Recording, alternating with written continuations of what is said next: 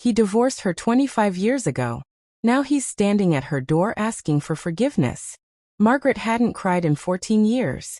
Not when her mother died. Not when the storms took half her garden. Not even when her daughter moved across the country and forgot to call on her birthday. She had learned to hold everything inside, the way women of her generation often did. But when she opened the door that Tuesday evening and saw Robert standing there, older and grayer and trembling like a leaf, something cracked open in her chest that she thought had sealed shut forever. He was holding flowers. Tulips. Yellow ones. The kind he used to bring her every Friday when they were young and foolish, and believed love was enough. She didn't slam the door. She didn't invite him in either. She just stood there, one hand on the doorframe, breathing carefully. "Maggie," he said, and his voice broke on her name. She hadn't been called Maggie in 25 years. The divorce had been quick. Clinical. He had wanted out, and she had been too tired to fight. They had a daughter who was barely 7 at the time. Robert remarried within a year. A younger woman. Someone who laughed louder and wore brighter lipstick and didn't have stretch marks or sadness woven into her bones. Margaret raised their daughter alone in the small house they'd bought together, the one he signed over to her like a consolation prize. She never dated again. Not because she was heartbroken, though she had been, but because she poured everything she had into survival.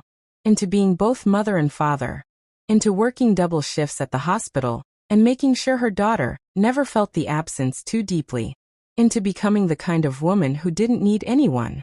And now here he was, 25 years later, holding flowers that were already starting to wilt in the cold November air. "What do you want, Robert?" He flinched at the sound of his full name. She used to call him Robbie, back when things were soft between them. "I know I have no right to be here," he began. His hands were shaking. "I know that. But I needed to see you. I needed to say." "Say what?" Her voice was steady, but her heart was hammering. "That you're sorry? That you made a mistake? Do you have any idea how long I waited to hear that?" "I do," he whispered. "I do now." She looked at him closely for the first time. Really looked. The Robert she remembered had been confident, restless, always searching for something more. This man looked hollowed out. There were deep lines around his eyes, and his shoulders sagged like he was carrying a weight that had finally become too much. "She left you, didn't she?" Margaret said quietly. It wasn't a question. He nodded, staring at the ground. 3 years ago. For someone else. Younger. Funnier. "I guess I finally understood what I did to you." Margaret felt something twist inside her. Not satisfaction. Not vindication. Just a deep, aching sadness for both of them. "You should go," she said. "Please. Just 5 minutes. Let me explain." "Explain what, Robert? That karma is real?" "I already know that." But she didn't close the door. And he noticed. "I've been sick," he said suddenly. "Cancer. Prostate. They caught it early, and I'm in remission now, but when they told me, when I thought I might actually die, all I could think about was you. About what I did. About the life we could have had." Margaret's fingers tightened on the doorframe. She wanted to feel nothing. She had practiced feeling nothing for so long. But here was this man, this ghost from her past, bleeding his regrets all over her porch, and she couldn't seem to look away. "I don't know what you want me to say," she told him. "That I forgive you? That it's all okay now, because you finally feel bad about it?" "No," he said quickly. "I don't expect forgiveness. I don't deserve it. I just needed you to know that I see it now. Everything you did. Everything you sacrificed. Our daughter told me." Margaret's breath caught. "Sarah talked to you about me?" "She came to see me when I was sick. We hadn't been close in years. I was a terrible father to her too. But she came anyway, and she told me about all the things you did. The night shifts. The way you worked yourself half to death so she could go to college. The way you never once spoke badly about me to her. Even though you had every right to." Tears were sliding down his face now, and Margaret realized with a start that she had never seen him cry. Not once in all their years together. "She said you were the strongest person she'd ever known," Robert continued, his voice thick. "And I realized I spent my whole life chasing something I already had. I had everything.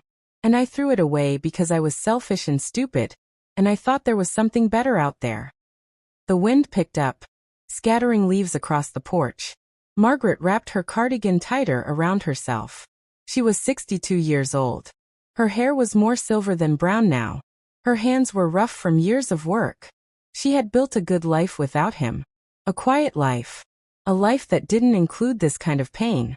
But standing there, looking at this broken man who had once been her whole world, she felt something she hadn't expected. Not love. That was long gone. But recognition. The recognition that they had both been so young once. That they had both made mistakes. That life had humbled them both in different ways. "Do you want to come in?" she heard herself say. His head snapped up, eyes wide with disbelief. "Really? For tea," she said firmly. "You stay. And then you leave." She stepped aside, and he walked past her into the small living room that smelled like lavender and old books. It looked almost the same as it had 25 years ago, and she saw him take it in with something like wonder. Margaret made tea in silence while Robert sat stiffly on the couch. When she returned with 2 cups, she sat in the armchair across from him, maintaining the distance. "Why did you really come here?" she asked. "And don't tell me it's just to apologize. You could have written a letter for that." He wrapped his hands around the mug like he was trying to warm himself. "When I thought I was dying, I made a list of all the people I'd hurt, all the things I'd done wrong. Your name was at the top. And I realized I'd spent 25 years running from that guilt, building a new life, pretending the old one never happened. But it did happen, Maggie. You happened. And our daughter happened. And I can't die without at least trying to make some kind of peace with it." "You're not dying," Margaret said. "We're all dying," he replied softly. "Just some of us more slowly than others." They sat in silence for a moment, sipping tea. The clock on the wall ticked steadily, marking time that had already passed, time they couldn't get back. "I hated you for a long time," Margaret said finally. "I hated you so much I thought it would consume me. But then I realized that hating you was like drinking poison, and expecting you to die. So I let it go. Not for you. For me. Because I deserved peace more than you deserved my anger." Robert's eyes filled with tears again. "You're a better person than I ever was." "I'm not better," Margaret said quietly. "I'm just tired. Too tired to carry that weight anymore." "Do you ever think about what might have been?" he asked. "If I hadn't left?" Margaret considered the question. She thought about the woman she had become, the strength she had found in herself, the relationship she had built with her daughter, the quiet contentment of her life now, small as it was. "Sometimes," she admitted. "But then I remember that I wouldn't be who I am now if you hadn't left. And I've worked too hard to become this person to wish her away." Something like understanding passed between them then. An acknowledgement of all the years and all the pain and all the growth that had happened in the space where their marriage used to be. "I'm proud of you," Robert said suddenly. "I know I have no right to be, but I am. Sarah showed me pictures of your garden, of the charity work you do at the hospital, of the life you built. And I'm proud. And I'm sorry I wasn't there to see it." Margaret felt her throat tighten. She hadn't known how much she needed to hear that. Not the apology. The pride. The recognition that her life had meant something. That all those years of quiet struggle had added up to something real. "Thank you," she whispered. They finished their tea in comfortable silence. When Robert finally stood to leave, Margaret walked him to the door. He paused on the threshold, holding those wilted tulips he'd set down when he came in. "Can I ask you something?" he said. "You can ask. Do you think you'll ever forgive me? Truly." Margaret looked at him for a long moment. This man who had been her first love, her greatest heartbreak, the father of her child. A stranger now, but one whose face she still knew by heart. "I don't know," she said honestly. "But I don't hate you anymore. And that's something." He nodded, accepting this small grace. "That's more than I deserve." "Probably," she agreed, and there was the ghost of a smile on her lips. He started to leave, then turned back one more time. "If I'd stayed, Maggie, do you think we would have been happy?" She thought about it. Really thought about it. About the girl she had been and the boy he had been and all the ways they had both needed to break before they could grow. I don't think we knew how to be happy then, she said softly. We were too young, too scared, too hungry for things we couldn't name. Maybe we would have destroyed each other slowly instead of quickly. Maybe this was the Kinder way. Maybe, he echoed, but he didn't sound convinced. After he left, Margaret stood in her doorway for a long time, watching his car disappear down the street. Then she picked up the tulips he'd left behind, put them in water, and set them on her kitchen table. They were dying, but they were still beautiful. Still trying. That night Sarah called. Dad told me he went to see you, her daughter said carefully. Are you okay? Ai fine, sweetheart. What did he want? Margaret looked at the tulips, already dropping petals onto her clean tablecloth. To say he was sorry. To make peace. And did he? Make peace? I think we both did, Margaret said slowly. A little bit. There was a pause. Then Sarah said, I'm proud of you, Mom, for letting him in. That took courage. Margaret felt warmth spread through her chest. The same feeling she got when she watched the sun rise over her garden. The feeling of having survived something hard and come out whole on the other side. I love you, she told her daughter. I love you too. After they hung up, Margaret made herself dinner and ate it slowly, savoring each bite. She had learned to do that over the years. To find joy in small things. To make a feast out of ordinary moments. Later, as she was getting ready for bed, she caught sight of herself in the mirror. Gray hair. Laugh lines. The face of a woman who had lived and lost, and kept going anyway. She touched her reflection gently, the way she might touch an old friend. You did good, she whispered to herself.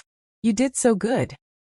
And in that moment, standing in her small bathroom in her small house, Margaret felt something she hadn't felt in 25 years. She felt complete. Not because Robert had come back. Not because he had apologized. But because she had opened the door anyway. Because she had chosen grace over bitterness. Because she had proven to herself that she was big enough to hold space for his pain without drowning in her own. The tulips lasted 3 more days before they died completely. Margaret didn't throw them away immediately. She let them stay. A reminder that beautiful things can come at the end of long winters. That sometimes people grow up too late. That forgiveness isn't about forgetting or excusing, but about refusing to let old wounds poison new days. Robert never came back. But he sent a card on her birthday. And then another at Christmas. Small things. Quiet acknowledgments that she existed. That she mattered. That their story, messy and painful as it was, had been real. Margaret kept the cards in a drawer. She didn't read them often. But knowing they were there, knowing that someone who had once hurt her so deeply now worked to honor her, that was enough. She tended her garden. She went to work. She called her daughter every Sunday.